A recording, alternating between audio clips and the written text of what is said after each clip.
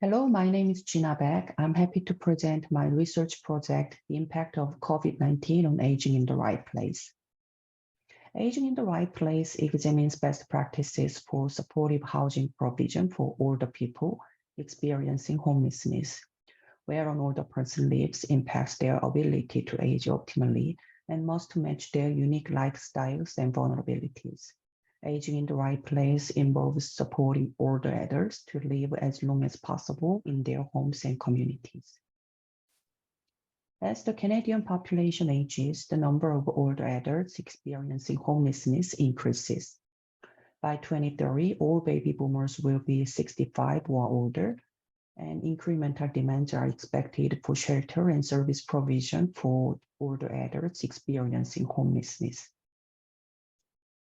In March 2020, the World Health Organization declared COVID-19 a global pandemic. Older adults are one of the most vulnerable groups impacted by COVID-19. During the pandemic, domestic violence reports increased in Canada. Abuse affects between 4 to 10% of seniors in Canada. Only 1 in 5 instances of elder abuse comes to the attention of those who can help. Therefore, lack of supportive services and increased number of shelter users cause additional risks. And public health measures, including physical distancing, create challenges for those who experience elder abuse. This issue has been under-examined within scholarship. This research aims to answer two main questions. What have been the effects of COVID-19 restrictions on adults residing in a shelter for homeless abused older adults in Calgary, Alberta? How has the provision of shelter services changed during the COVID-19 pandemic? This study employed a qualitative secondary data analysis of data from interviews with 5 service providers at the Kirby shelter. Interviews were conducted via Zoom between March and April 2021. Thematic analysis was employed to understand the impact of COVID-19 on residents and service provision at the Kirby shelter. The Kirby shelter provides a safe place for all people of any gender over age 55 who are fleeing abuse. Shelter offers a private bedroom and a variety of supportive programs.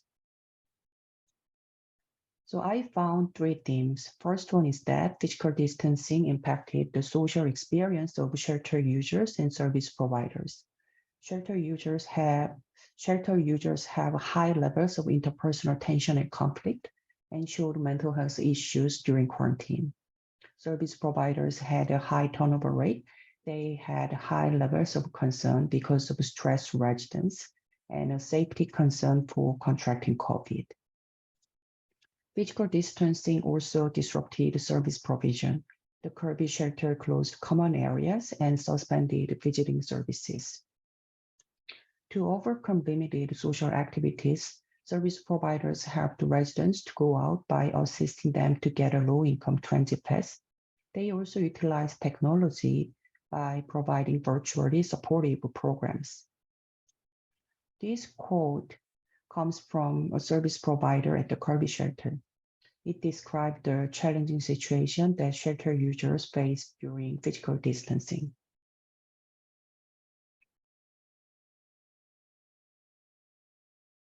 As has been demonstrated, physical distancing and its impact on shelter users can be a potential concern of high risk of loneliness and increased social isolation due to decreased social activities in the shelter and communities. Shelter users already have been through elder abuse, which is a traumatic situation.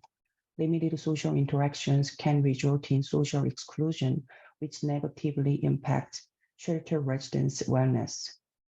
Virtual experience can alleviate negative effects of physical distancing among this population. However, technology use differs by age. Seniors have more challenges to use phones and computers than younger cohorts. Utilizing social network services and targeted intervention for older groups of seniors may reduce social isolation. And this is a reference list, and thank you for listening to my presentation.